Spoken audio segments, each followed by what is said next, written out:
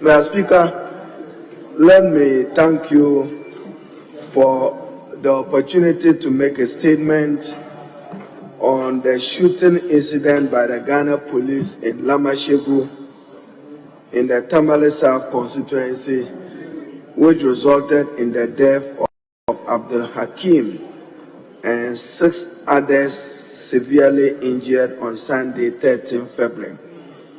Mr. Speaker, I should thank you for the opportunity. I've prayed on you to make this statement in order that I can contribute in supporting the Lamashegu and the people of Tamale to calmness and to allow peace to prevail, law and order to be maintained, even as we protest the unprofessional conduct of the police that led to the loss of that innocent life, with scores of others severely injured with live bullet wounds in Tamale. Mr. Speaker, I do so in a representative capacity as Member of Parliament for Lamashegu and Tamale South. Mr. Speaker, police brutality on civilians have become prevalent in Tamale, a growing phenomenon very hard to understand and to accept. And we are concerned about the lack of scrutiny and accountability over these incidents, and it appears that many of it go unpunished. Mr. Speaker, Sunday, the 13th of February 2022, it will forever remain a sad day in the lives of the good people of Lamashegu, particularly the youth, a suburb in the constituency, and for the family of young Abdul Hakim Yakubu, who was shot and killed by the police.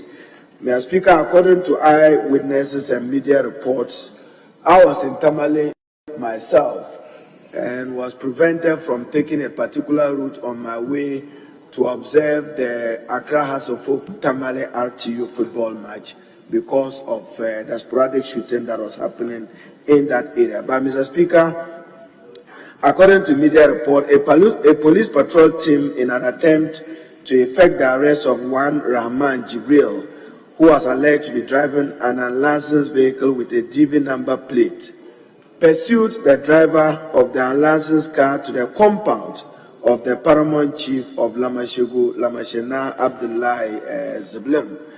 The said Rahman Jibril had run to the palace of the paramount chief of Lamashegu to seek refuge, and the police pursued him and shot at him just at the palace with live ammunition.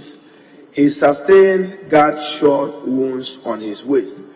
And Mr. Speaker, by our culture and tradition, once he could run to the chief, he was running for protection and shelter, and probably to be handed over by the chief to the police. One therefore cannot fathom why the police, in their excessive use of force, will still shoot with live ammunition.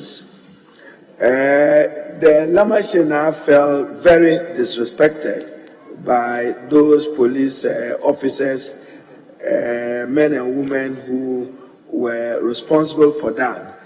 The shooting by the police in the palace of the paramount chief provoked the anger of the youth, who naturally felt that the police had shown disrespect to the Lamashegu.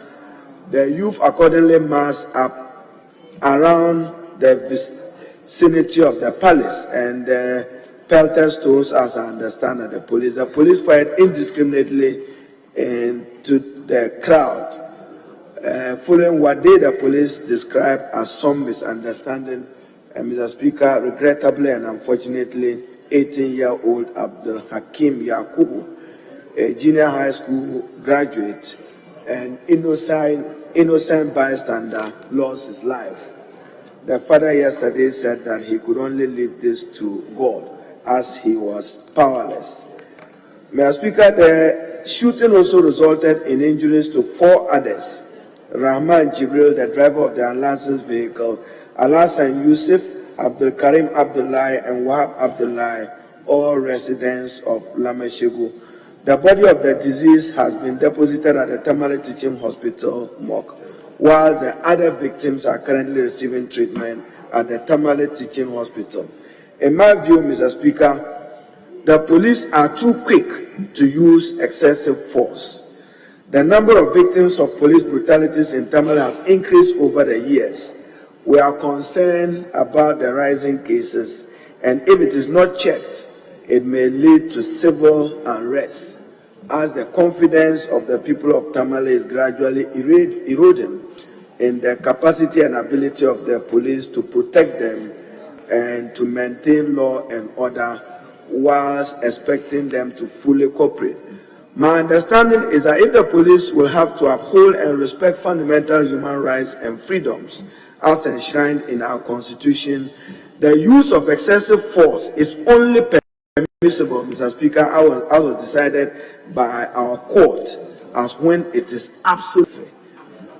Why can the police deploy other aggressive means like tear gas or rubber bullets, but be using live bullets? Mr. Speaker, I have since met the family of the deceased to commiserate with them, and on Sunday evening visited those who were injured at the hospital. Indeed, I was at the Lamashegu Palace yesterday in the afternoon after the District Security Council, together with the police, engaged him to see how law and order could be maintained. The youth are still very, very angry at the conduct, or call it the unprofessional conduct of the police. Mr. Speaker, we've had enough of the unjustified brutalities and violence on the citizens of Tamale by the police, and we want to say enough is enough. Policing is a shared responsibility. They need the cooperation of the people, and with this attitude, Mr. Speaker, we cannot guarantee that that will be done. Whilst calling for full-scale investigation into the matter, I understand that the police have already commenced one. It will be important that those affected for a loss of life, how do you compensate for this? Mr. Speaker, the action by the police is not an isolated one. The incidents of police brutality and high-handedness has become too many in the region, and I'm calling on the regional Security Council, particularly the police command, to wake up to their duties and to up their game in order to secure the trust and confidence of the people of Tamale and in the region. Mr. Speaker, apart from the incidents of 13 February 2022, on September 21st, 2021, police meted up brutality on residents of Nakwanzo, another community in my constituency, Nima Fong Zujung, among others, when they accompanied NETCO staff to arrest residents suspected of engaging in illegal power connections. Also on Saturday, 19th April 2021, police raided the Changle community, the constituency of the Honorable Mutala Mohammed, midnight, unleashing violence on residents who were running helter-skelter as they went on. It left several persons injured, properties worth millions was lost. I also recall, Mr. Speaker, how Corporal Kenneth Amua Kosa and 4 others allegedly chased a driver to the precincts of the Gbewa Palace. That is the Yanna's Palace. You chase somebody and then he runs to the Yanna, and you still have the audacity to want to assault him. An incident the police command had to apologize profusely for having disrespected the overlord of Dagba. Mr. Speaker, certainly we cannot tolerate this further, and this disrespect to our traditional rulers and authority and to our youth and citizens must stop. We call on the police command to immediately accept full responsibility for the unprofessional conduct of their officers who shot the live ammunition in Lamashegu, and identify the principal actors and deal with them ruthlessly in accordance with law.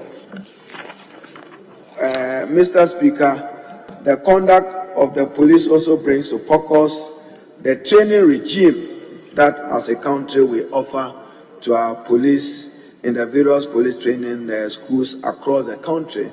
I want to believe that they are not just improperly trained, but inadequately trained, resulting in some of these unpleasant outcomes arising in their inability to control riots and control crime. Mr. Speaker, in conclusion, I wish to call on residents of Tamale to remain calm and restrain themselves whilst the investigation is carried out in a manner which assures us that persons culpable will be punished and dealt with in accordance with law. Once again, Mr. Speaker, I can only extend condolences to the family of Abdul Hakim, who live very close to where my mother lives. So anything could happen with sporadic shooting in and around that particular area. Mr. Speaker, to those still receiving treatment, I wish them well. So, Mr. Speaker, on this matter, we demand justice, and I want to pursue this matter to its logical conclusion. I thank you, Mr. Speaker.